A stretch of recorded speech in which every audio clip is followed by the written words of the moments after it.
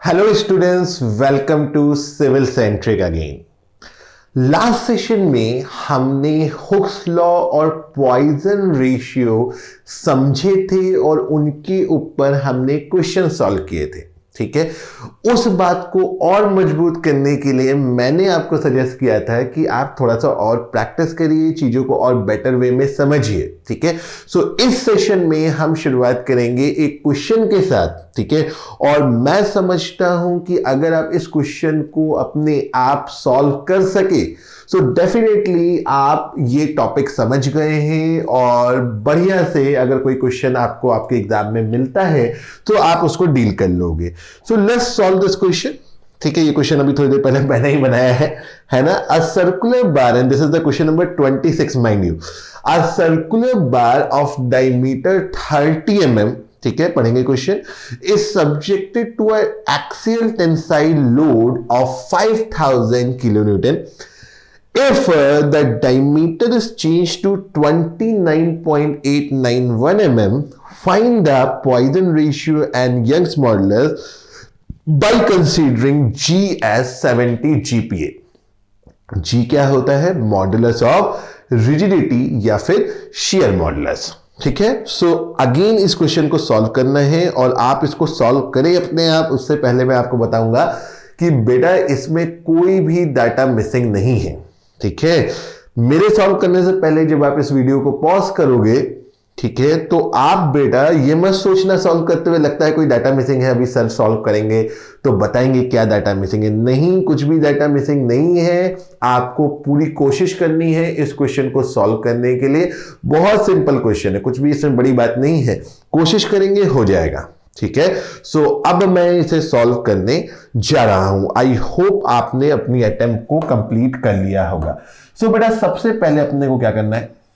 सबसे पहले क्या करना है? अपने को ई एंड म्यू निकालना है इस क्वेश्चन में। ठीक है, जी दिया हुआ है तो यहां से सबसे पहली बात तो आपके मन में यह आनी चाहिए कि अच्छा भाई जी दिया हुआ है, ई और म्यू निकालना है, तो ये इक्वेशन तो जरूर यूज होगा। E is equal to 2G 1 plus mu, 100% ये इक्वेशन तो जरूर यूज होने वाला है ना?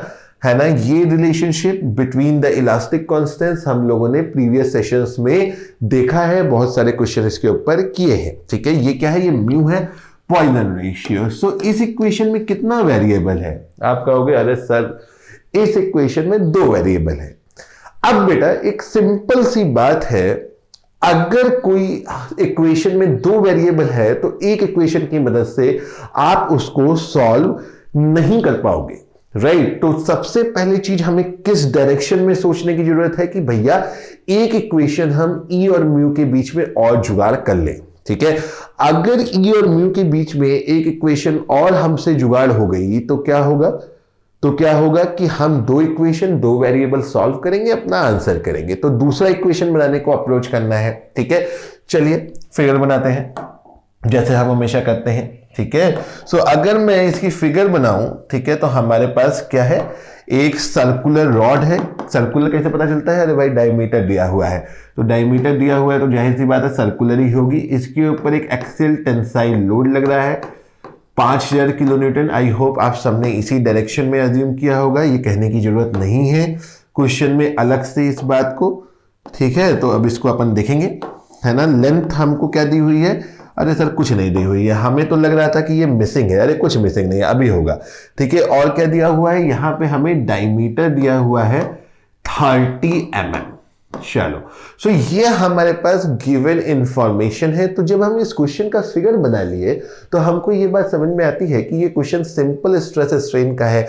म्यू की बात हो रही है तो हुक्स लॉ कहीं ना कहीं लगेगा। तो अगर मैं यहाँ पे हुक्स लॉ लगाने को ट्राई करूं तो भैया हम कहेंगे sir stress is proportional to strain. कौन सी स्ट्रेस? नॉर्मल स्ट्रेस, यानी P by area, π/4 d square. अच्छा, एक बात और यहां पे आज मैं मेंशन करूंगा। देखो, स्ट्रेस निकालते वक्त अपन फोर्स अपॉन एरिया का यूज करते हैं, तो जो एरिया होता है वो हमेशा इनिशियल एरिया यूज करते हैं। ठीक है। जैसे डिफ्लेक्शन निकालने में अपन PL अपॉन A यूज करते हैं, तो एरिया, लेंथ, ये सब हमेशा ओरिजिनल एरिया और लेंथ यूज होती है, ठीक है, क्योंकि बेसिकली हम इंजीनियरिंग स्ट्रेस एंड स्ट्रेन निकाल रहे होते हैं। तो यहां पे हमें कभी भी फाइनल एरिया या फाइनल लेंथ नहीं लेनी होती, हमें हमेशा initial area and initial length लेकर के सॉल्यूशन करना होता है। ये भी पॉइंट नोट करिएगा, ठीक है। सो PB है हमारे पास, चलो PB लगा दो जरा यहाँ पे, है ना। अब ये तो इतनी बार यूज किया है, आई होप कि आप बहुत कंफर्टेबल होंगे इसमें। सो 5000 किलो न्यूटन, चलो भाई 5000 किलो न्यूटन, तो 5000 किलो न्यूटन ही सही। अब भैया हमें यंग्स मॉडुलस निकालना है, लॉन्गिट्यूडनल स्ट्रेन का कोई जुगाड़ नहीं दिख रहा भाई, लेंथ दी नहीं है, चेंज इन लेंथ दिया नहीं है, ठीक है। अगर इस क्वेश्चन में लेंथ दिया होता, चेंज इन लेंथ दिया होता, तो यहीं के यहीं आप क्या करते, यहीं के यहीं आप क्या करते, आप कहते सर कोई दिक्कत की बात ही नहीं है। अब तो लॉन्गिट्यूडनल स्ट्रेन हमारी क्या होती है, change in length upon original length, change in length रखते, ओरिजिनल लेंथ लगते, काम खत्म हो जाता। लेकिन यहां ना तो लेंथ दिया है, ना ही उसमें होने वाला चेंज दिया है, तो हमें घुमा के आना पड़ेगा, ठीक है, हमें घुमा फिरा करके आना पड़ेगा। तो दिया क्या है और क्या डाटा दिया हुआ है, देखिए क्वेश्चन करने के लिए क्वेश्चन में दी हुई इंफॉर्मेशन को जितना अच्छे से आप प्रोसेस कर ले जाओगे, उतना बढ़िया से हिसाब काम करेगा आपका, ठीक है। तो अब हमें डाटा क्या दिया हुआ है, तो आप देखिए हमें क्वेश्चन में बोलता है कि सर इनिशियल डायमीटर है हमारे पास, है ना, और हमारे पास इनिशियल डायमीटर के साथ साथ हमारे पास चेंज्ड डायमीटर है, मतलब फाइनल डायमीटर है। तो ये बताइए लेटरल स्ट्रेन क्या होती है, लेटरल स्ट्रेन होती है हमारी final dimension minus initial dimension, change in dimension upon original dimension.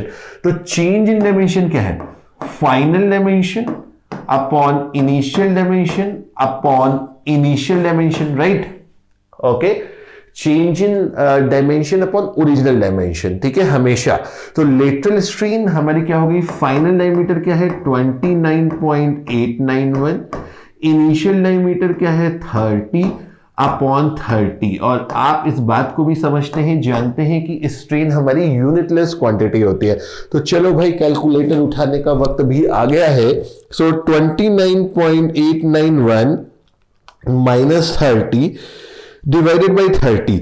सो यहां से हमारी जो लेटरल स्ट्रेन निकल के आ रही है, ये निकल के आ रही है minus of 3.633 into 10 to the power minus 3। जब मैंने इसको कैलकुलेशन में लिया तो ये आ रही है 3.633 into 10 to the power minus 3। और हम इसको अगर चाहें तो रेशियो में भी लिख सकते हैं, है ना, हम इसको चाहे तो चलो क्या रेशियो में लिखना, जैसे लिख दिया, कोई दिक्कत की बात नहीं, ठीक है।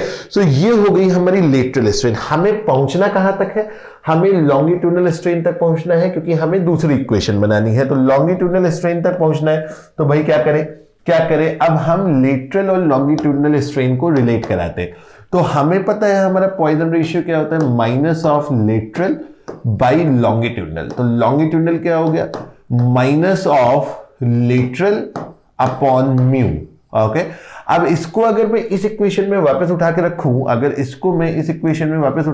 तो इक्वेशन कैसा सा दिखेगा मुझे, 5000 into 10 to the power 3 divided by pi by 4 D square divided by pi by 4 D square is equal to E into longitudinal strain. तो लॉन्गिट्यूडनल स्ट्रेन हमारी क्या है, देखो, माइनस ऑफ लेटरल स्ट्रेन। तो लेटरल स्ट्रेन हमारी कितनी है, minus वगैरह मिस ना हो जाए, into 10 to the power minus 3।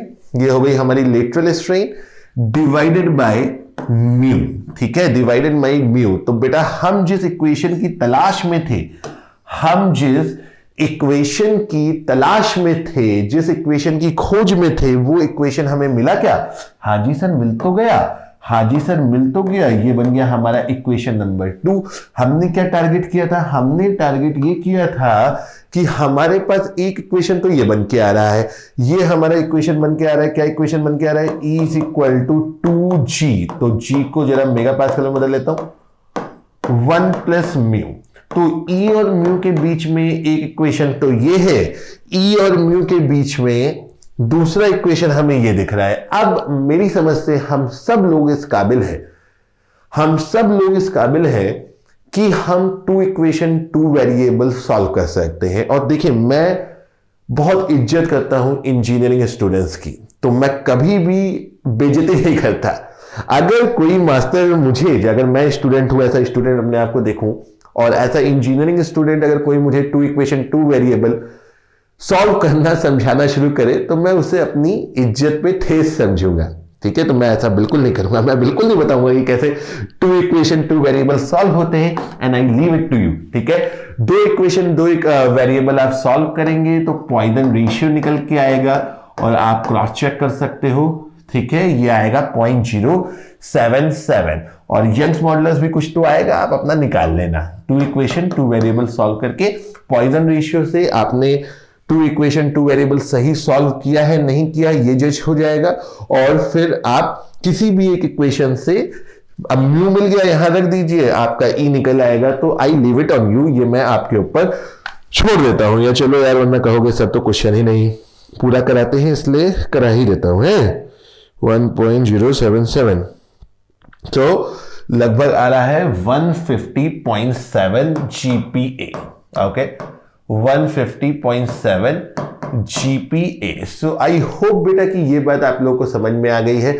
और इस क्वेश्चन को करने के साथ, ठीक है, देखिए कई बार क्या होता है, जब मैं क्लासेस में पढ़ाते हैं तो मैंने देखा है कि इस क्वेश्चन में स्टूडेंट्स गलतियां बहुत करते हैं। ठीक है, तो अगर आपने ये क्वेश्चन अपने आप से सही किया तो बहुत अच्छी बात है, और अगर कहीं आपने अपने आप से सही नहीं कर पाए, सो आई होप कि अब आपको पूरी तरीके से समझ में आ गया होगा, और इस तरीके के क्वेश्चंस को अब आप पॉजिटिवली डील कर लोगे। ठीक है, सो क्या मैं यहां पे ये समझ सकता हूं, आपके दिल की आवाज मेरे तक पहुंचनी चाहिए। ठीक है, क्या कि अगर हमें ऐसे क्वेश्चन दिखेंगे जिसमें लोड केवल एक डायरेक्शन में होगा, तो मैं longitudinal strain, lateral strain, stresses, इन सब के बीच में डील कर लूंगा और कैलकुलेशन कर लूंगा। हमने काफी क्वेश्चन इस बात को मजबूत करने के लिए कर लिए हैं। अब थोड़ी सी बात को आगे लेकर के चलते हैं। मेरा एक डायलॉग सुनिएगा, ठीक है, मेरी एक बात को सुनिएगा। अब सॉल्व में हम एक ऐसी बात देखने जा रहे हैं जो हमें बहुत लास्ट तक काम आने वाली है। लास्ट सेशन में मैंने आपको एक की पॉइंट दिया था, जब भी कोई चीज वेरिएशन में हो तो इंटीग्रेशन का जुगाड़ देखो, है ना। एक बात वो थी। दूसरी बात आज यहां पे ये है, और कुछ भी लिखने से पहले इस बात को कहता हूं, सॉल्व में आपको कोई प्रॉब्लम देखने को मिलती है तो आपको उसे उस वे में तोड़ना है जिस वे में आपको चीजें आती हैं। ठीक है, मतलब पहले तोड़ना है फिर जोड़ना है। ठीक है, मतलब क्या है, देखिए ध्यान से सुनिएगा। हमने लास्ट सेशंस में कुछ ऐसी बातें की कि अगर हमारे पास एक बॉडी है जिसकी LBD, अच्छा, जो मैं कहने वाला हूं और जो मैं करने वाला हूं वो वहीं पे वैलिड है जहां पे लेंथ, विड्थ और डेप्थ में बहुत सिग्निफिकेंट डिफरेंसेस नहीं है। सो हमने लास्ट सेशन में बात किया था, हमने प्रीवियस सेशंस में बात किया था कि अगर हमारा लोड एक डायरेक्शन में है, या किसी भी एक डायरेक्शन में लगा दूं अगर हमारा लोड को, तो किस तरीके से हम स्ट्रेन्स निकाल सकते हैं। राइट, तो इसके लिए अपन ने hooks law and Poisson ratio का यूज किया। ठीक है, अब एक बात को बहुत गौर से सुनिएगा। देखिए, हुक्स लॉ और पॉइसन रेशियो का हिसाब अभी तक जिस वे में हमने देखा है वो हमारा किस पे वैलिड है, जब लोड सिर्फ और सिर्फ एक डायरेक्शन में है। मतलब लोड केवल या तो एक्स डायरेक्शन में है, या केवल वाई में है, या केवल जेड में है, या केवल जेड में है। ठीक है, या केवल जेड में है। ठीक है, सो बेटा अगर लोड मान लीजिए केवल एक ही डायरेक्शन में है, तभी आप हुक्स लॉ और पॉइसन रेशियो को उस तरीके से लगा सकते हैं जिस तरीके से अभी तक हमने देखा है। अब मान लीजिए कि लोड बेटा मेरा एक्स डायरेक्शन में भी है, वाई डायरेक्शन में भी है, राइट, वाई डायरेक्शन में भी है, एंड जेड डायरेक्शन में भी है, एंड हमारा जेड डायरेक्शन में भी है। तो अब क्या करेंगे भाई, लोड हमारा X direction, Y direction and Z direction, तीनों ही डायरेक्शन में हमारा लोड है। अब क्या होगा, अब कई लोग क्या करता है, कई लोग बोलता है सर ठीक है लोड तीनों डायरेक्शन में है तो तीनों डायरेक्शन में लगा देंगे हुक्स लॉ, क्या दिक्कत है। हम ऐसा कर देंगे कि epsilon X is equal to E times, और हम ऐसा कर देंगे कि epsilon X is equal to sigma X upon E, इसको बोल देंगे सिग्मा वाई अपॉन ई, इसको बोल देंगे सिग्मा जेड अपॉन ई। तो बेटा ये नहीं करना है, ऐसा नहीं कर सकते। अभी अभी मैंने क्या बोला, हुक्स लॉ और पॉइजन रेशियो, हुक्स लॉ और पॉइजन रेशियो का जो हिसाब हमने समझा, जो चीजें हमने समझी, उसको हम तभी यूज कर सकते हैं जब लोड केवल एक डायरेक्शन के अलोंग हो। ठीक है, लोड केवल एक डायरेक्शन के अलोंग हो। तो यहां पे जब आप देख रहे हो तो क्या लोड आपको केवल एक ही डायरेक्शन के अलोंग दिख रहा है? नहीं सर, यहां तो लोड हमारा तीनों डायरेक्शन में है, यहां तो लोड हमारा तीनों डायरेक्शन में है। तो ऐसे में क्या करें? तो ऐसे में बेटा हम सॉम का बहुत ज्यादा यूज होने वाला कॉन्सेप्ट लगाएंगे। कौन सा बहुत ज्यादा यूज होने वाला कॉन्सेप्ट लगाएंगे बेटा? जैसा मैंने कहा कि अब आपको इस चीजों को उस तरीके से देखने की कोशिश करनी है जितना आपको आता है। ठीक है, आपको पहले तोड़ना है देन जोड़ना है। तो इस बात को करने के लिए बेटा मैं एक छोटी सी एक्सरसाइज करेंगे, आइए।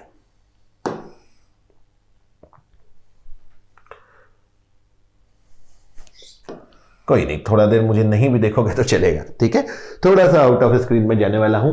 अब बेटा मेरे को बहुत ध्यान से सुनना और समझना।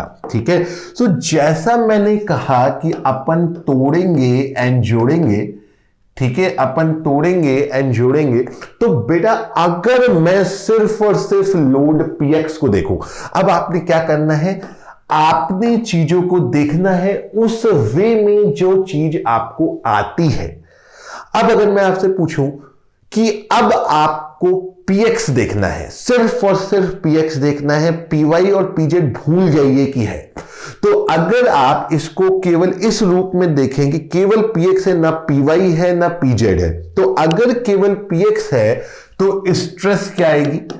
अगर केवल px है तो स्ट्रेस क्या आएगी? आप कहोगे सर कोई दिक्कत की बात नहीं है, स्ट्रेस हमारी आएगी px अपॉन एरिया, और एरिया हमेशा नॉर्मल वाला लेते हैं। देखिए केवल px है, हमें py pz से मतलब ही नहीं है। अगर केवल px है तो यह हमारी जोन ऑफ इंफॉर्मेशन में आता है। हाँ जी बिल्कुल आता है। तो px की केवल बात कर रहे, अगर केवल px है तो px की वजह से आने वाली स्ट्रेस क्या है? px upon ld। ठीक है, px अपॉन ld।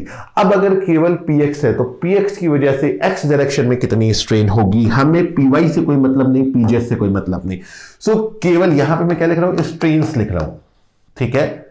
ठीक है, सो केवल x डायरेक्शन में px की वजह से कितनी स्ट्रेन होने वाली है? तो लोड अगर x डायरेक्शन में है तो x डायरेक्शन के लोड की वजह से लॉन्गिट्यूडनल स्ट्रेन x डायरेक्शन में आएगा। और पॉइजन बाबा ने क्या कहा था कि अगर किसी डायरेक्शन में लॉन्गिट्यूडनल स्ट्रेन आ रहा है तो बची दो डायरेक्शन में लेटरल स्ट्रेन्स आएंगे, और वो बराबर किसके होंगे? ये बराबर इसके होंगे। ठीक है।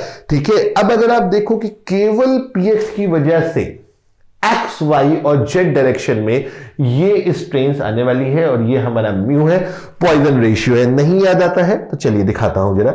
हमने लास्ट सेशंस में बेटा इसकी बात की हुई है। देखिए कहां है, मिल गया।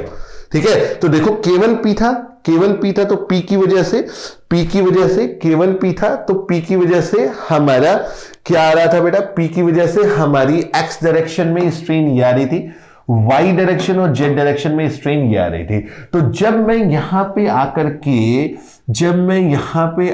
के केवल px को देख रहा हूं, तो कोई नया काम नहीं कर रहा हूं, जो हमने पहले किया है वही कर रहा हूं। ठीक है, भूल जाइए py pz है, x y और z डायरेक्शन में क्या स्ट्रेन्स होगी हमने लिख दिया। ठीक है। अब बेटा मैं सिर्फ और सिर्फ देख रहा हूं पीवाई को, ना मुझे पीएक्स दिखता है ना मुझे पीजेड दिखता है। Neither I can see the px and PZ. मुझे ना पीएक्स दिख सकता है ना मुझे पीजेड दिख सकता है, तो मुझे केवल पीवाई दिख रहा है। अब केवल पीवाई की वजह से जो स्ट्रेस आएगी वो क्या होगी, लोड अपॉन एरिया। एरिया हमेशा कौन सा वाला, परपेंडिकुलर वाला, यानी बी और डी वाला, है ना।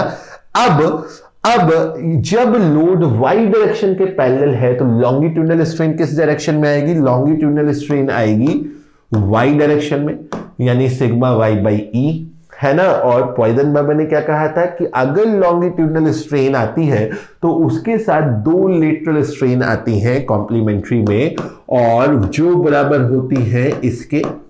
क्यों, अगर आप प्रीवियस सेशन में देखें तो जब लोड वाई डायरेक्शन में था तो एक्स वाई और जेड डायरेक्शन में, वाई डायरेक्शन वाले लोड की वजह से हमने ये स्ट्रेंस लिखी थी। कोई नई बात नहीं कर रहा हूं।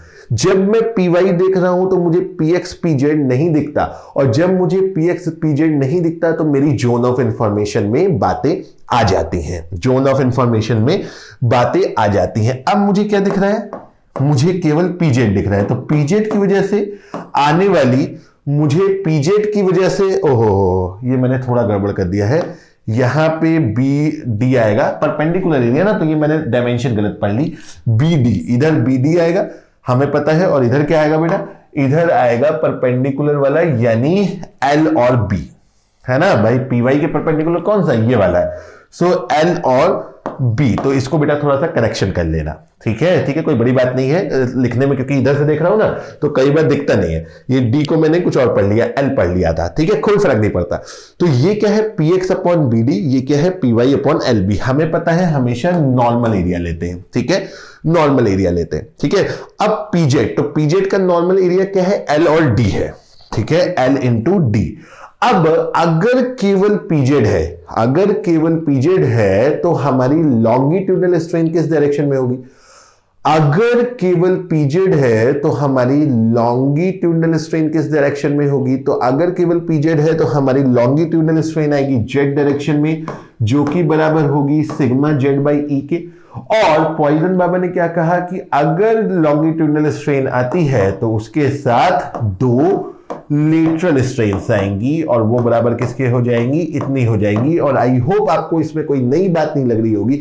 अगर हम प्रीवियस सेशन में देखेंगे जाकर के, तो हमें अगर लोड केवल जेड डायरेक्शन में हो तो एक्स वाई और जेड डायरेक्शन में स्ट्रेन्स हमने ये निकाल चुके थे पहले ही by using Hooke's law and Poisson ratio. तो ओवरऑल इस टेबल को बनाने के लिए मैंने किया क्या, मैंने पीएक्स को अकेला किया, उसके इफेक्ट देखे, मैंने पीवाई को अकेला किया, उसके इफेक्ट देखे, मैंने पीजेड को अकेला किया और उसके इफेक्ट देखे। तो मैंने सबसे पहले इन तीनों को तोड़ के देख लिया, इन तीनों को तोड़ के देख लिया। तो अब पहले तोड़ा है तो फिर जोड़ना पड़ेगा, तो तीनों को तोड़ा था, अब जोड़ देता हूं। तो अगर मैं एक्स डायरेक्शन में देखूं, ठीक है, तो अगर पीएक्स अकेला था तो एक्स डायरेक्शन में ये स्ट्रेन आई थी, पीवाई अकेला था तो एक्स डायरेक्शन में ये स्ट्रेन थी, पीजेड अकेला था तो एक्स डायरेक्शन में ये स्ट्रेन थी।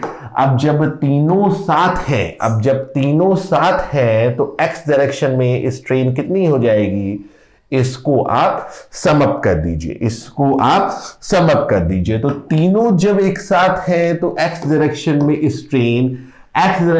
स्ट्रेन क्या करिए, इसको सम अप कर दीजिए। तो इसको सम अप कर देंगे तो सेमेस्टर में याद किया हुआ फॉर्मूला आपको देखने को आएगा। ये बहुत लोग सेमेस्टर में रट्टा मारते हैं, आई होप कहां से पैदा हुआ ये समझ में आया, ठीक है। सिमिलरली जब मेरा px अकेला था तो y डायरेक्शन में क्या हुआ, ये हुआ।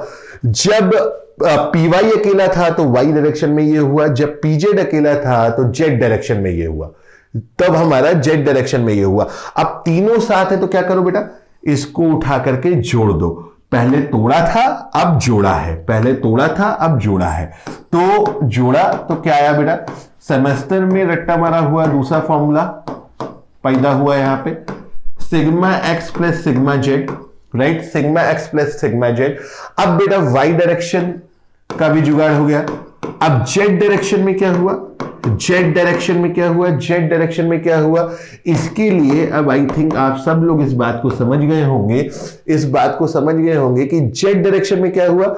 सो भैया px py pz जब अकेला था तो जेड में क्या हो रहा था, आप उठा करके इसको जोड़ दीजिए, इस कॉलम को जोड़ दीजिए, और जब हम इसको जोड़ेंगे तो क्या जुगाड़ बनेगा, sigma Z by E minus mu by E sigma X plus sigma Y. तो ये हमारा एक तरीके से हमने हुक्स लॉ और पॉइजन रेशियो को कंबाइन करके, हमने हुक्स लॉ और पॉइजन रेशियो को कंबाइन करके हमने अगर लोड तीनों डायरेक्शन के अलोंग है, अगर लोड हमारा तीनों डायरेक्शन के अलोंग है तो हुक्स लॉ और पॉइजन रेशियो को कंबाइन करके हमने net strain in X direction, net strain in Y direction, net strain in Z direction निकाला।